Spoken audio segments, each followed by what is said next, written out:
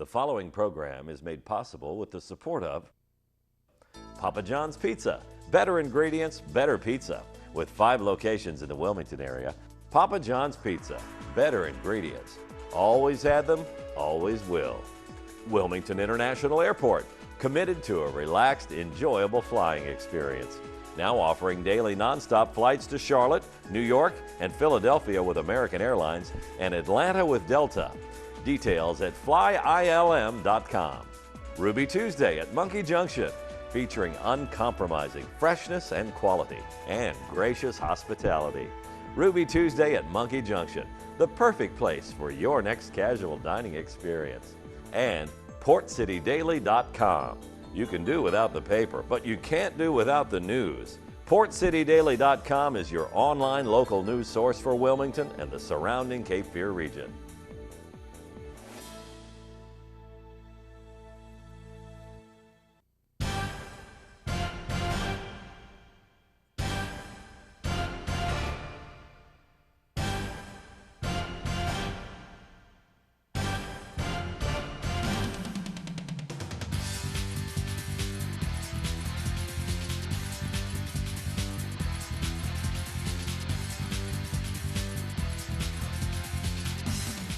Hey high school sports fans, my name is Joe Katz. Welcome to a fresh edition of Sports Roundtable as we take a look at high school sports across New Hanover County. A great lineup on tonight's show as we catch up with the head football coaches of New Hanover and Hoggard High Schools, and also we will run into Lady head soccer coach Jamie Noble following the Bucks' impressive run to the North Carolina High School Athletic Association 4A state title match this past weekend up on the campus of NC State. We'll catch up with Coach Noble later on in the show. A quick recap from round 2 of the high school football playoffs. The New Hanover Wildcats, the lone Wilmington school that's still alive in postseason play following a 24-17 win over West Johnston, trailing by 3 headed into the fourth quarter. New Hanover saved its best football for the final 12 minutes of the game, scored 14 unanswered points to pick up the victory. Keegan Santos with a short yardage carry into the end zone with 5:18 remaining for the game-winning score. That'll bring us to our first guest to kick things off tonight, and that's the head football coach of the New Hanover Wildcats, Earl Smith. And Coach, heck of a win against a quality team in West Johnston. Anytime you get into this situation in the playoffs,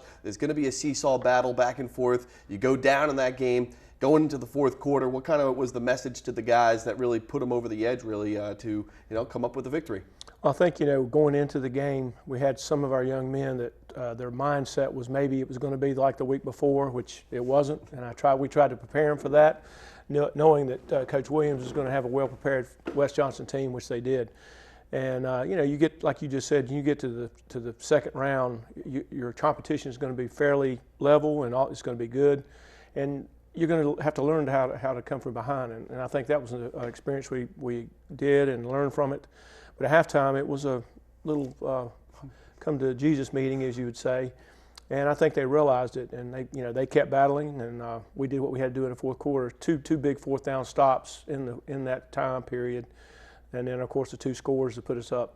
Yeah, really a great high school football game, a great atmosphere. All 3 facets of the game kind of clicked for you. Josiah Eason hit a 35-yard field goal, I'm sure we'll see here. A couple of interceptions. Grant Daly, unfortunately, broke his leg in that game, but had an early interception. And then Carol Brisbane with the game-saving interception on a 4th and goal with the game on the line, really late in the fourth quarter. West Johnston had a 4th and goal on the 5-yard line, and he was able to pick off the game-winning interception to seal the victory, send you into the 3rd round, where you'll take on Durham Hillside. We'll take a look at some of the highlights, obviously, from the West Johnston matchup first, and then we'll get to the Hillside game.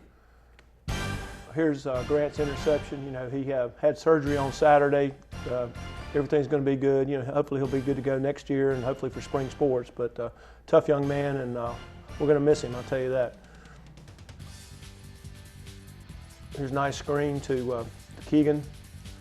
Pretty good blocking downfield. This gets us set up for our first score, which is a field goal. Again, a 35-yarder by Josiah. And the great thing is he's hit 50-yarders in practice, so he's capable of doing that distance.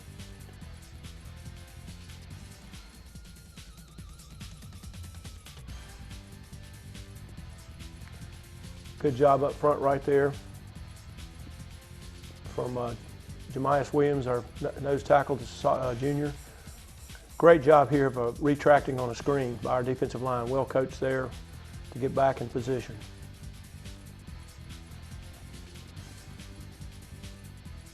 And Trey had a big night again.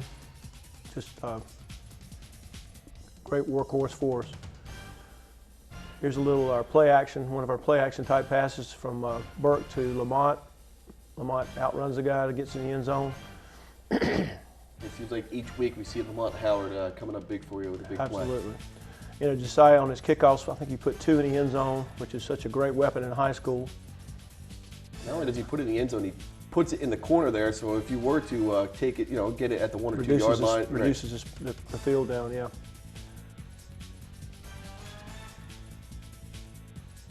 Some of those unsung heroes there at the defensive Nas line. Brown, the defensive line, yep. Nas Brown had 12 tackles in that game. Yep.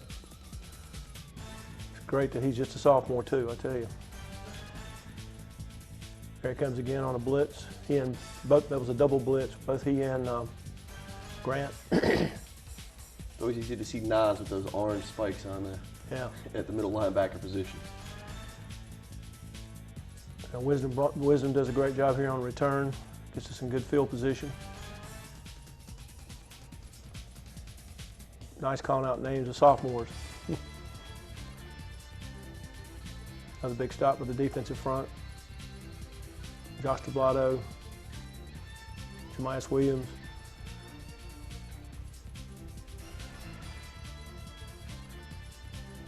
Another great run by Trey. Seems like while the offense kind of spit and sputtered, you were able to get those jet sweeps working for you a lot. Yeah, we were able to get on the edge on them, absolutely. They were doing a pretty good job up the middle. Little spot screen, great block right there by Burke. Just a good field position.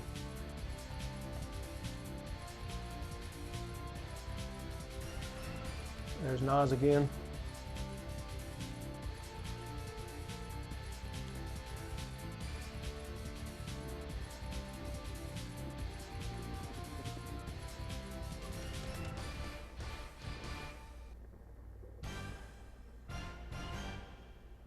There's Trey.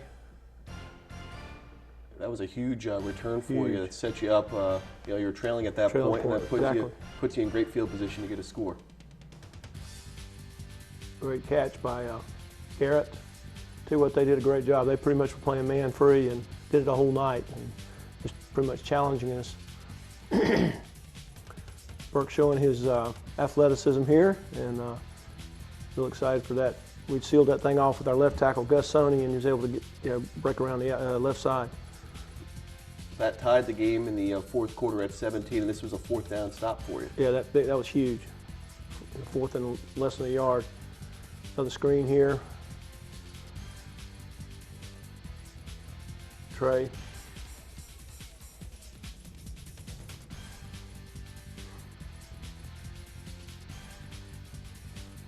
O-line doing a good job there.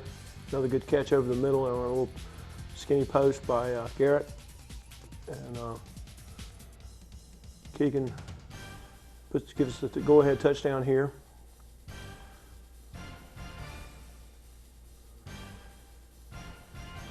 Big stop here by Isaiah Crawford on the quarterback. They hurt us on that quarterback keeper all night.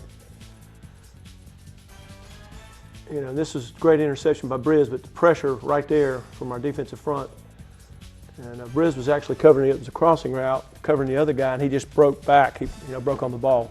Excited for him because that's his first interception. He's had quite a few knockdowns. He just hasn't got an interception all year. It came at a good time. Yeah, really couldn't come at a better time, obviously, with the game on the line.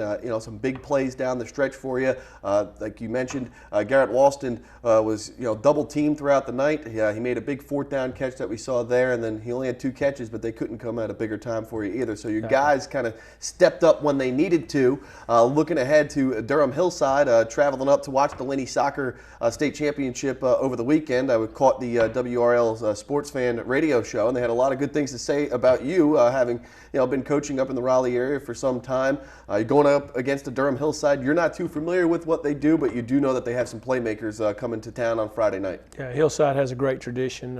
been there at the end every year, and continue to pretty much. They've been dominating the Pac-6 for quite a few years, and Coach King does a good job there. And yeah, we're going to have our A game. It's going to take a great effort. I mean, it's doable, but we're going to have to play our best game of the year. He's the New Hanover High School football coach, Earl Smith. Coach, it's great catching up with you, and we look forward to talking with you following Friday night's game at Legion. Thanks again, Joe. New Hanover Wildcats advanced to the third round of the 4A state playoffs, coming off a 24-17 win over West Johnston. We'll take a quick break, and we'll catch up with Hoggard head coach Craig Underwood, Laney soccer coach Jamie Noble on deck as well. We'll be right back.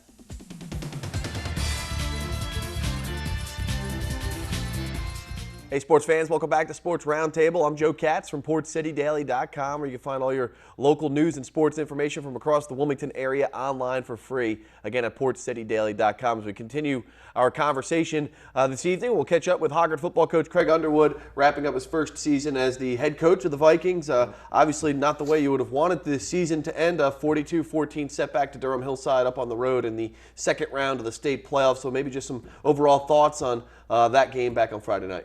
Tough game, big time road trip. Really challenged the team to handle it right, and they battled for 4 quarters. Hillside made multiple big plays, and we knew we couldn't allow those big plays to happen, and they were able to execute multiple big plays. Really got our defense on our heels, and our offense moved the ball well throughout the game.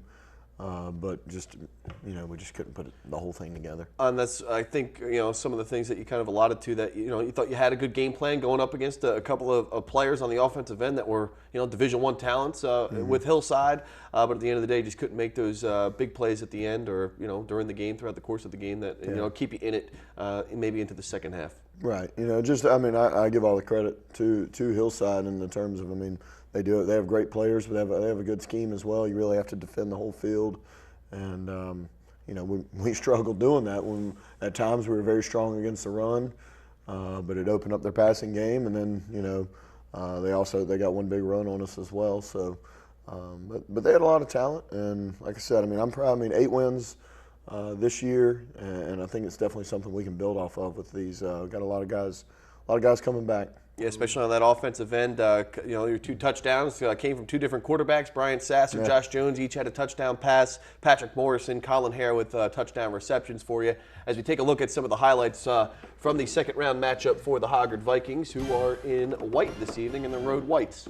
That's right. Now, I will say our highlights don't go all the way through the game. Had some technical difficulties there, so this is some early stuff. We did start on the defensive side of the ball. Get it going here. Just a little inside zone read. We knew this is one of the big plays that we really had to take away. This tailback was a special athlete, so we knew we really had to key in on him. And the kids overall did a good job there. But again, you got to defend the whole field. This is Ricardo Bennett, coming in, making a big tackle on the bubble screen. Quick screen game was a big part of their game plan. The kicking game, we knew we really needed to win the kicking game. We felt like there were some block opportunities in there. And again, uncharacteristically, in my opinion of us, we didn't execute well there. Here's on the offensive side of the ball, though. Again, our O-line played 2 really strong playoff games. A lot of credit to our offensive line. But again, sustaining drives. We kept, we had multiple just mental breakdowns. You see here us being pushed back again. It was a dropped kickoff return, a penalty that set us back. This is Colin Hare, a receiver I don't think I've given enough praise to this year. I tell you, he's just a worker. He's made a ton of big catches for us, leading wide out for us this year. There he is again, just a great over-the-shoulder catch, in double coverage. He'll be back for us, so we're excited about that. Brian Sasser tucking it up here. Sasser, you don't see him run the ball a lot, but he put it on his shoulders and went and got some plays for us. Well, as you mentioned, you got some guys coming back next year. But as we kind of look back into this season, your first year as head football coach of the Hoggard Vikings, I know you spent some time last year as the interim coach, but overall, as you kind of start to reflect on your first full season as a head football coach, what's going through your mind right now as you kind of put season 1 on the back burner? Well, I think you always just step back, and I'm really trying to evaluate what what we feel like went really well this year, what are things we need to build off of, getting right on obviously our strength and speed program, because we have a whole lot of potential in our young group. We're very excited about those guys, but I think it's continuing to develop, further on the staff, as well as the players. So. Taking those steps. Well, I think obviously some of the players will start to, are getting used to you as the head coach now, and looking to you as, for the commands and how you're going to run things. I know you didn't, at the beginning of the season, you didn't want to veer too much off the script from what Coach Braswell set here over the last 17, 18 years. With that said, a couple of seniors are going to be missing, obviously, as we look ahead to next season, especially on that defensive line. You're talking about how that secondary has kind of come into shape late in the season, but you're going to have some big shoes to fill up front. Will Dykes, Antonio Moore, Omar Jones, Will Candair. You got a bunch of guys there that you're going to have to, big shoes to fill coming next season. Oh, yeah, and Daniel Brunson's another one, just a spark plug player really late in the year. Will Candair and Zach DeFrey played every down at linebacker pretty much for me this year. Our safeties are, defensively we are graduating a lot. But I really tried to stress a lot this year on developing our younger defensive players while we were senior heavy. Those guys, we tried to get them as much time as they could, and we're going to, try to take advantage of, again, to me, the big thing is strength and speed in the offseason, and then spring practice will get here. On the offensive side of the ball, you got two quarterbacks that are going to come back. Right. Josh Jones will be a junior. Brian Sasser will then be a senior. Not to mention your dual threat in the running back position, Tony Allen. Rashad Wallace will be back as well as running back. So while your defense, you'll kind of be, finding pieces to that puzzle, your offense should be well conditioned and well tacked heading into next season. Yeah, we've got, I'll tell you, we had some seniors on offense with Tristan Candair and Hunter Lauthan, Chris Cialis, some guys that were really huge pieces, but we do have a lot of the parts back. Again, Colin Hare coming back at wide receiver. The offensive line is the left side is back. We've got Landon Romano, a young guy that's stepping in and going to be big there. Levi Garner saw a lot of time this year. So, I feel like offensively we're going to be much further ahead of where we were this past spring. When we got to spring practice, we're going to be much further along this year. So excited about that. Well, a tough run against a quality Durham Hillside team that, wraps up your 2015 season. Coach Craig Underwood wrapping up his first year, a successful one, second place in the Mid-Eastern Conference, and a good run here through the playoffs, just kind of running through a buzzsaw against a Durham team that will actually be here in Wilmington looking to end another Wilmington Schools season come this Friday night. So, Coach, it's been a pleasure catching up with you this season, getting to know you, and we look forward to talking with you more as we head through the offseason. Sounds great. That's Hoggard head football coach Craig Underwood here on Sports Roundtable. Thanks again to Coach for stopping by. We'll switch things up. We'll switch gears from football to elf football right after this, catching up with Laney men's soccer coach Jamie Noble right after this quick break.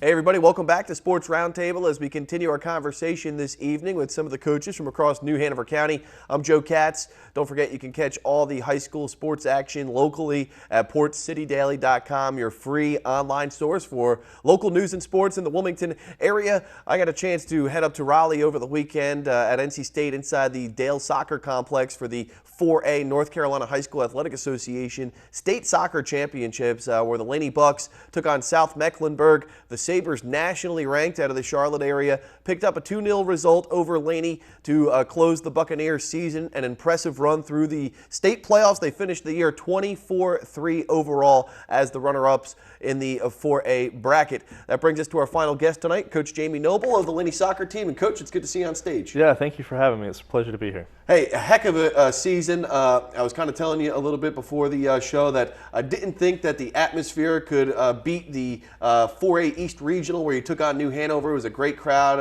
at Holiday Stadium on your campus. But I'll tell you what, NC State couldn't get at a bigger venue for yourself and your club, and really they put in a good performance. The crowd was electric on both sides, and obviously, unfortunately, you come away with the defeat. But with that said, you can't say enough about the run that you had this year. Yeah, no, we have an awful lot to be proud about. Our fans were awesome. They've been behind us all season and just been a big help for us. And sometimes in soccer, you kind of don't get all the glory around campus and everything, but I think that's changing a little bit in town, and especially at Laney.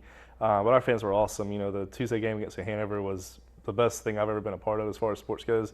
And Saturday was right up there with it. You know, kids giving up their Saturday to drive 2 hours to watch their friends and their classmates, and our National Honor Society, our Beta Club giving, you know, service points for going. It's just, it was awesome. And so. Well, for myself, you know, I have to be a non-biased reporter when we're talking about the Wilmington schools facing off with each other. But anytime we get this late in the state playoffs, we have a Wilmington school, I'm definitely rooting for our home team. And, you know, we can take a look at some of the highlights from the 2-0 setback for yourself. But I thought the game was obviously a little bit more level than, you know, what we saw in the final result. Yeah, we had a pretty good idea about them going into the game. They had a couple of all-state players, and they were obviously undefeated. So we felt like a lot of the pressure was on them, and the field was beautiful. You know, it's humongous. It's like 80 by 120. So that's a bit of an adjustment. But we got off to a little bit of a rocky start, but you know, it's understandable. It's nerves, and just West with almost chance. But I think the field definitely affected both teams, but I think maybe they take a little bit better advantage of it. So just kind of giving the ball away here a little carelessly. It's not something we typically do, but you know, I have to give them a lot of credit. They were very good, and very good at pressing us and making us give the ball away, you know, putting us under pressure the whole game. But our guys did well. You know, they battled, they worked hard, they never quit playing.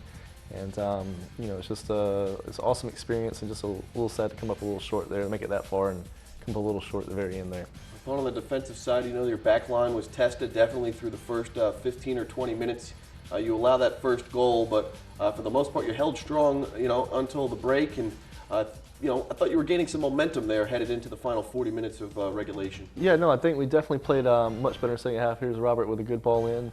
You know, just a little, not quite where it needed to be, but I thought we definitely played better in the second half, definitely strung a few more passes together and got back kind of playing our game. And there's Tristan Nelson on the ball, did very well. And Robert, our captain, Atkinson, he's an absolute workhorse in there. We'll really miss him next year. But we definitely created more chances in the second half there, and you know, just couldn't seem to break one. That was actually the first time we've been shut out all season.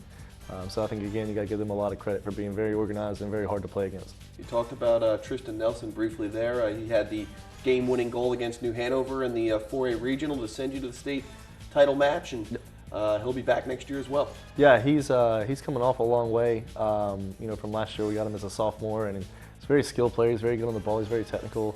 And this year you just saw his confidence just continue to grow, and you know, he's I think our third leading scorer. You know, in terms of overall. And you know, we're hoping he continues that and has a good club season this spring, and we'll definitely be counting on him big time for next season.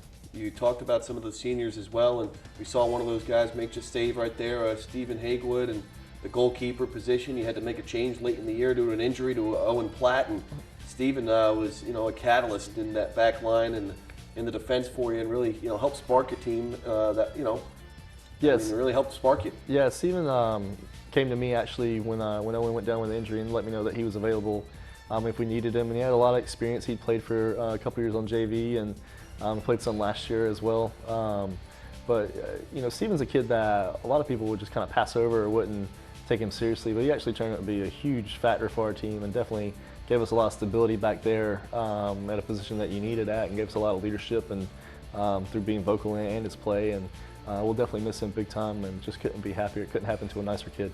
One of those, well, this is the penalty kick here that you had in about the 67th minute of the match. And at this point, as the shot goes kind of wide left from David Daly, you kind of knew at this point right here that it just wasn't your day. Yeah, especially after the second goal, it's kind of just a deflection and kind of a you know, bad break for us. And David's one of our better players. He's one of our leading scorers, and he was in my 5 if we had gone to penalty kicks for the match. So no qualms about him taking it. And you know, the best players in the world miss them sometimes, and too bad for us it happened on a day where we, you know, could have really used a goal there. But you know, like I said, no regrets. I mean, David's a phenomenal player, and you know, 100 times out of 101 times he'll put that in the back of the net for you. We talked about Tristan Nelson. His older brother Wesley Nelson was your leading goal scorer with 22 tallies this season, and for Wes, you know, obviously he was an emotional after the game. It was his final high school soccer match, but a heck of a career for your forward. Yeah, absolutely. You know, the only regret is that we didn't have him for 3 years, because he's definitely one of the, you know, he's one of the nicest kids I've ever coached, but he's also one of the hardest working kids. And there's a header just goes just wide. There's another chance that I thought we could get. But no, I just told him after the game I couldn't be prouder of him. I wish I could take his heart and put it in every player. But you know, he was our conference player of the year, he was our region player of the year, and he made the all-state team. So his accolades speak for himself. But just really, I think he would probably trade all those to have a state champion plaque. Well, many of the guys out there would, obviously, but you know, you couldn't say enough about the season that you had. 24-3 overall, 20 wins, 4 losses, 3 ties. With that said, just wrapping it up here, you know, some of the seniors are going to be gone. Oh, all the seniors are going to be gone. Right. But with that, you know, over the last couple of years, Laney soccer has really emerged as a threat here in the eastern part of the state, and now getting recognition across North Carolina. Yeah, and we definitely are proud of what we've done, and we want to keep building that. And just like every year, we'll have to reload and say goodbye to some good players. But we want to be that prominent powerhouse soccer team in the eastern part of the state that nobody wants to see in their bracket come November. And we're just, you know, we're doing things the right way, and you know, it's just a lot of fun to be a part of, and I just can't say enough about my players and their families. The Laney head men's soccer coach Jamie Noble here with us on Sports Roundtable. The Buccaneers finished the season as the runners-up in the 4A bracket of the North Carolina High School Athletic Association. So, Coach Noble, thanks for stopping by, and congratulations on a great season. Thank you for having me. All right, well, that will do it for this edition of Sports Roundtable. We'll be back next week. We'll catch up with some high school basketball talk and head coach Earl Smith of the New Hanover Wildcats as New Hanover gets ready for a third-round matchup against Durham Hillside. For everyone here inside the New Hanover County TV studio, I'm Joe Katz. Until next time.